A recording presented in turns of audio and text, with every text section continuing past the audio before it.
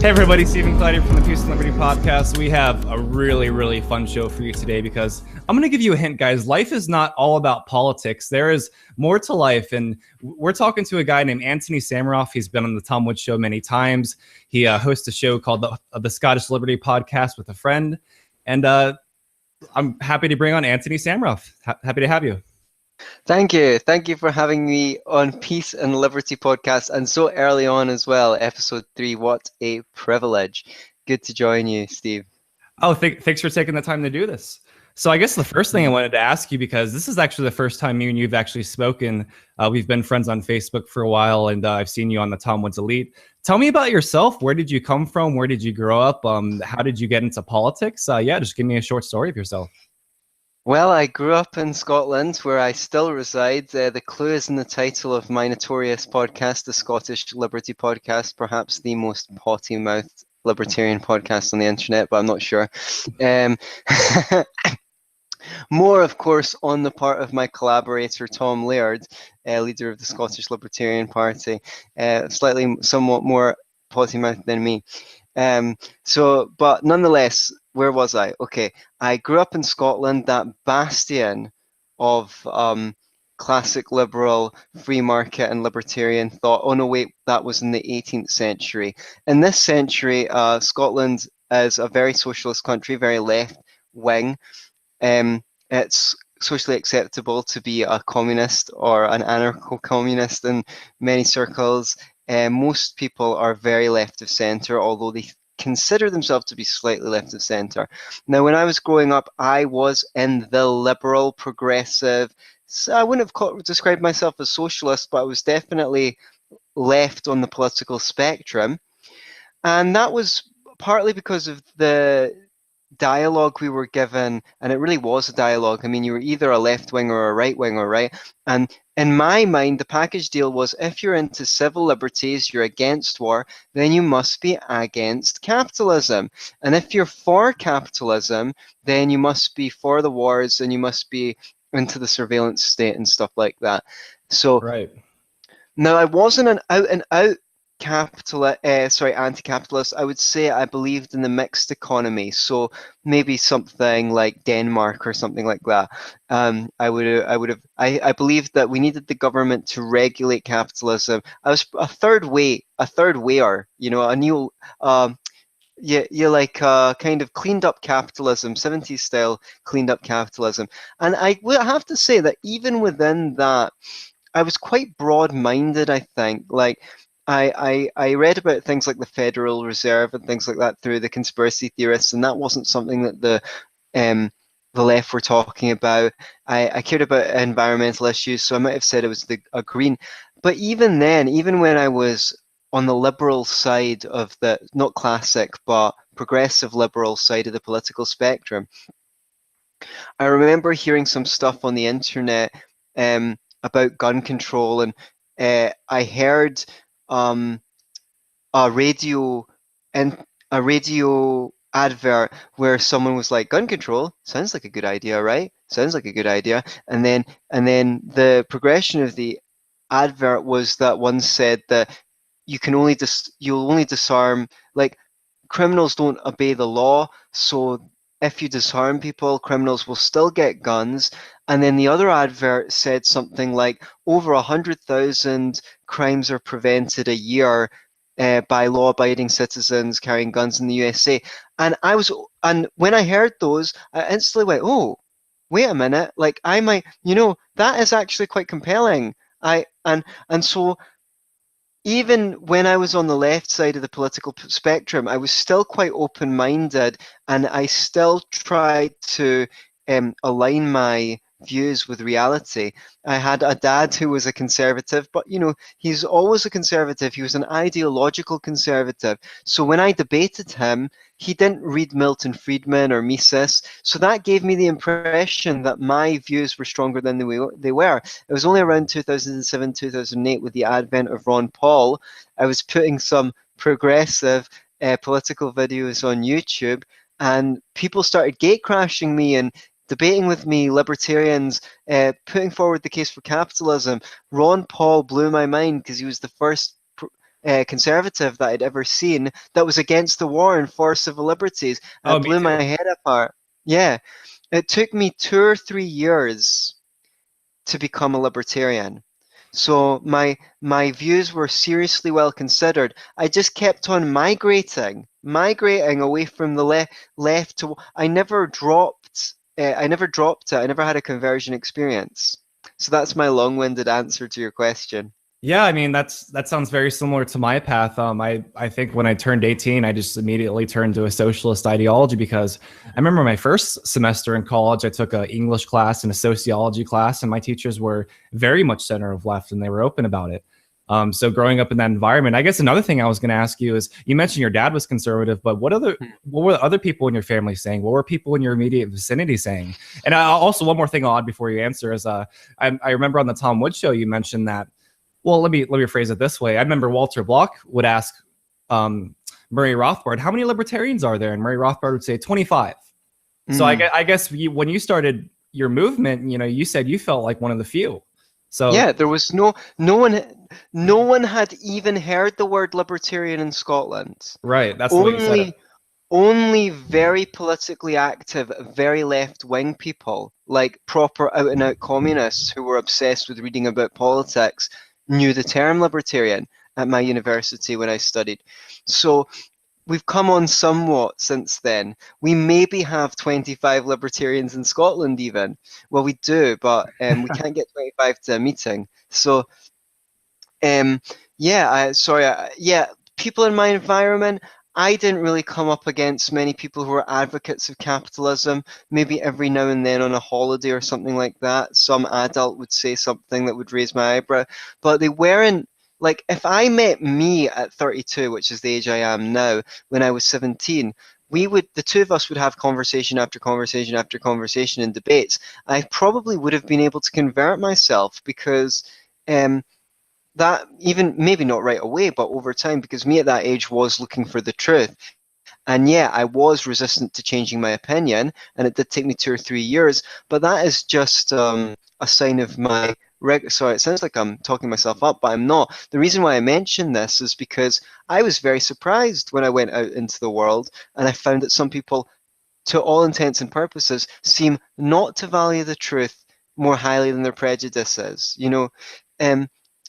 I assumed that if you gave people better information, that they would eventually come round to the opinion congruent with the better information. And I was based on my own experience, based on the fact that I did that, and I was actually surprised to find out that that actually valuing the truth above all is quite a rare quality.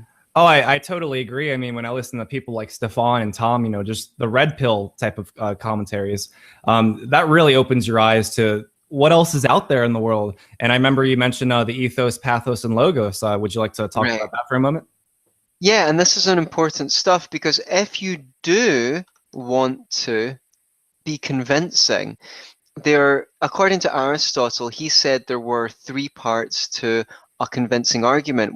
Only one is the logic, and libertarians, we're really, really good at the logic. But the other thing are pathos and ethos, having credibility and having a personable character, an emotional appeal.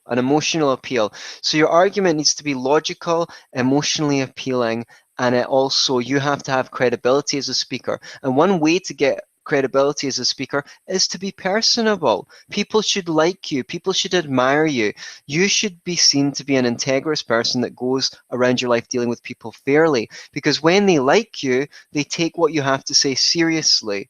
So this is all good stuff. It's all about developing a good character. If you want to go out and convert people, the best, most important thing that you can learn to do is and I'm not saying that I'm perfect at carrying this out, especially not online. I'm very good at it in person at times. At least when I don't know people well, it's easier to go nuts at your friends, right? Oh, yes. But when I'm debating with someone I don't know, see when they say something you disagree with. Step one, don't try and prove them wrong right away. The first thing you should do is say, why do you believe that? Or what led you to that conclusion, or based on what evidence, right? Give them the Absolutely. chance, give them the chance to justify their belief first. Absolutely. I'll let you continue in 1 second, but I think when I debate people, I try to find something we agree on first, because if you can do that, it's almost like they start off liking you. It's like, man, this guy agrees with me, and then you turn them on their head with something, and they don't know what to think. But yeah, go ahead and continue your thought. But I see where you're going with this. Yeah, I totally. Yeah, so we're distilling it to a formula. So first, step one, listen and don't interrupt what they have to say, because that will create courtesy. And even if you've heard it 100 times before, try and put on a face like that's not going, oh, I'm sick of hearing these stupid statist arguments, right? Present yourself, present yourself as the person that you would like to be seen as. Secondly, ask them what led them to their conclusion. And then thirdly, once they're done, paraphrase what they've said in your own words in 1 or 2 sentences, the shorter the better, and ask them if you've got them right. So say, are you saying that X, Y, Z? And then they'll be like, yeah, exactly. Or they'll say, yeah, but also this, right? See if they feel understood. Then you're in a perfect position to say, interesting, I understand it differently, and then explain how you see it. And if you would like more information on this, I did write an article once called How to Change People's Mind. It's on a website called Waking Times. So if you type in Waking Time, yeah, please, because it was a well-loved article. People gave me positive feedback on it. But the main thing is not to read the article, but just practice those. Like, try it out. Try out summarizing someone's position and asking them how they reach that conclusion before contradicting them.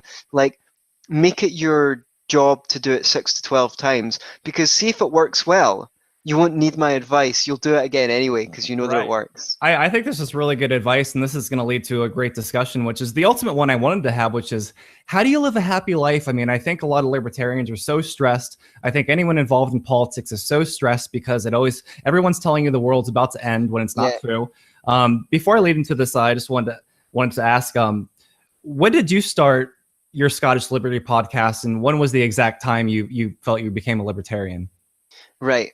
I started Liberty Podcast about 1.5 years ago, maybe a little bit longer than that. I have been a libertarian for nearly a decade now, believe it or not. Wow. Yeah, so I was on that road to becoming a libertarian as of maybe 2007. So click.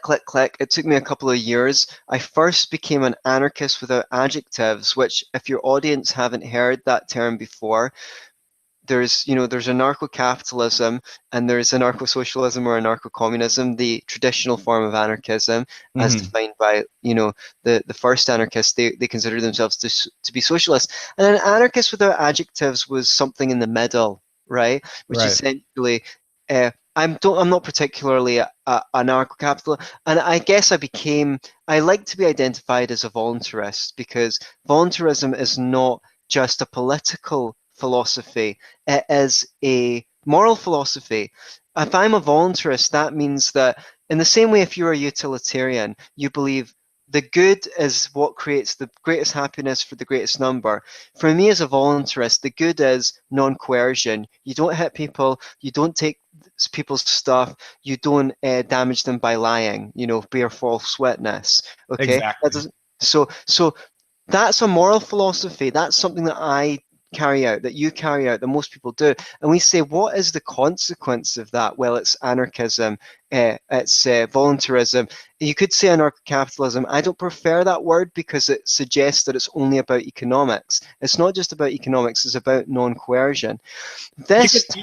You could start a much nicer debate saying a voluntarist because yeah, but people don't know what it means, unfortunately. Exactly. When people hear anarchist, I mean, you could have a left anarchist that goes after you, or a right anarchist that goes after you. Like, it's just, it causes trouble right off the bat. But yeah, voluntarist, like, it's like, tell me about that. yeah, all right, because people don't have any associations with it.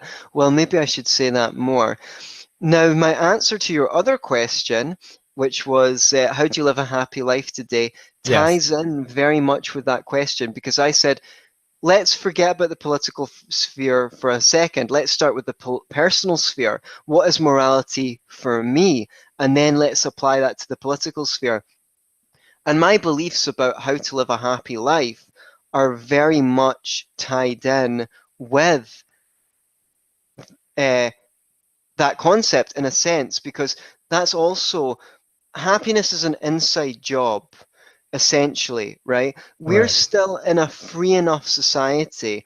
You're not in a gulag, okay? Yes, the government is going to steal 40% of your income if you, at least if you've got a decent pay, okay? But life's a bitch and then you, or let's say life's a rip-off and then you die. So pay the rip-off and get by, right? Focus on the areas of your life that are the most under your control. I've got a personal development podcast. It's called Be Yourself and Love It podcast. I put it out every week, and that is to help uplift the world. I've got podcasts on how to become more productive, how to achieve your goals, how to have better relationships, how to improve your physical health, and so forth, and what have you. Right?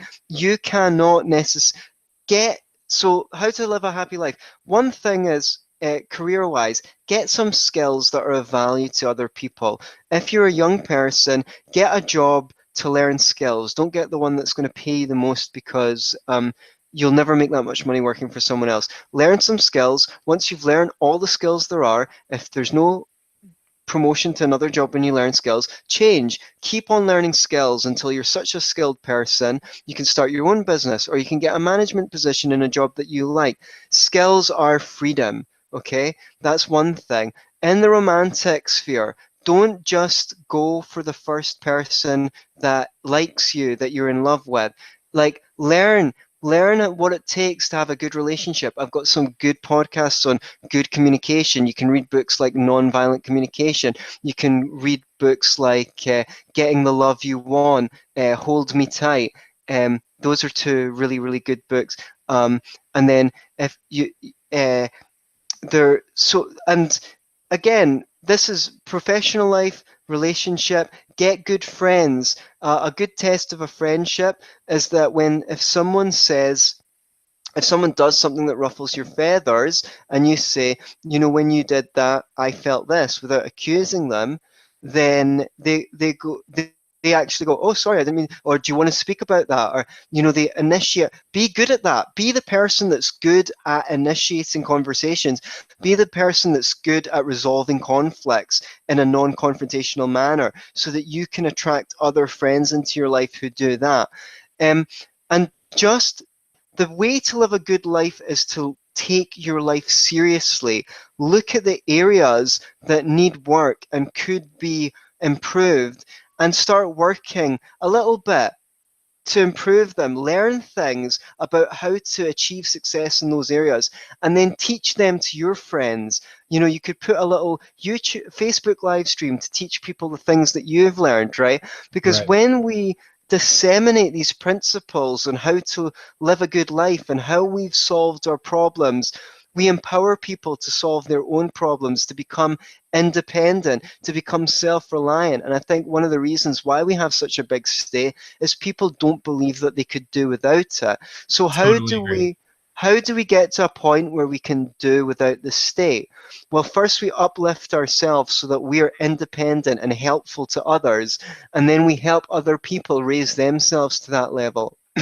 Then since the state, in order to sustain the state, they need to waste 11 to 13 years of people's lives in a mandatory education system where they don't learn any skills. Well, Why? what do you put it like that?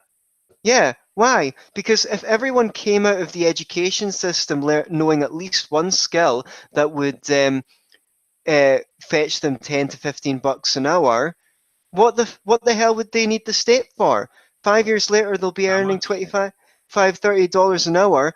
All the poor people will start doing what middle class people do, taking their kids out of the public schools and putting them into private schools, taking their kids out of the state subsidized hospitals, which are like terrible, and getting health insurance privately, so they don't need the state for that anymore. Then after that, I don't know, private security, whatever. They'll start, if people are allowed to become rich, independent, they just will get private substitutes for what the state does, because the private options are better.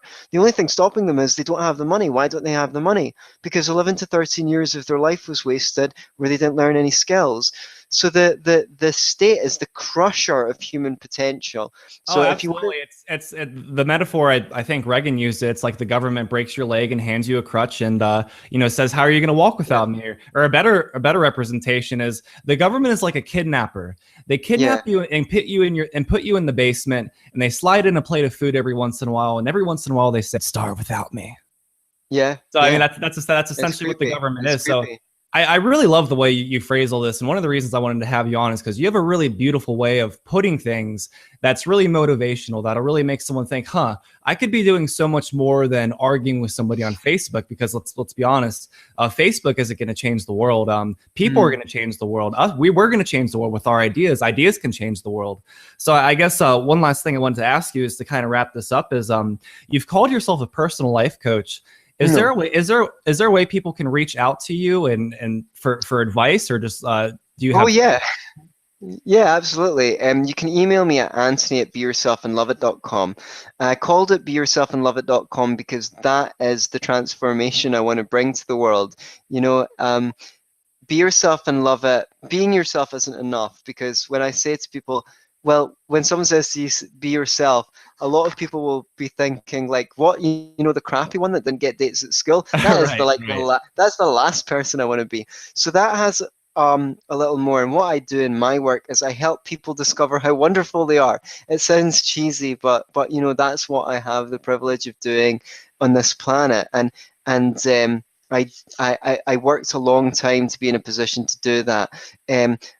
So if you want to know a little bit about what that looks like for anyone who might be interested in some help getting to their potential, what I do is I listen to people really carefully, and I first and foremost make sure they feel completely understood by me using some of the methods that we've discussed here. That's the most important thing, that when people feel understood, that is the first stage of healing, because that's just a load off, right? But through that process, and then able, because I've listened so well, to ask questions that help send their minds off in other directions, broaden their thinking, and consider things they haven't considered before. Now, if I know something that's going to help someone, I don't keep it to myself. I will share it. But I don't see my main job in my work as being an educator, because if people want to learn stuff, I'll put out a YouTube live stream. I don't need to teach my clients. What they need is a healing experience, right? And that happens. They need to realize they can do things themselves, and exactly. some people need to be up that first time and get over that first hump. I can't tell you how much, Anthony. I've been listening to Jordan Peterson the past year. How much my life changed by making a few changes. I'm so glad to hear it. Yeah, just doing things like waking up and making my bed, cleaning my apartment, having things in order. Like when you look around, like is it chaos or is it in order? Just little things can really, really change your life. And Anthony, it's been so great having you on. I'm going to wrap up here, but where can we find you? I'm going to link to everything. I'm going to link to all your appearances on Tom Woods. I'm going to link to your personal website. So just shout out some links, and we'll link to them all.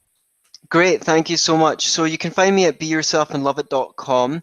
If you want my free book, Procrastination, Annihilation, which you should definitely want because it's very short, you can read it in 2 hours and it will help you. You can get it at beyourselfandloveit.com/do-it. So please download my free book, read it, don't put it off too long, and send me an email to let me know what you think. So far the feedback's been great, so I hope it helps you too. Thank you so much, Anthony. We really appreciate it. My name's Stephen Clyde. This is the Peace and Liberty podcast. As always, for Peace and Liberty. Thank you all. See you tomorrow. Hey everyone, please like, follow, donate, subscribe, and share. Any donations will be used to reach more people.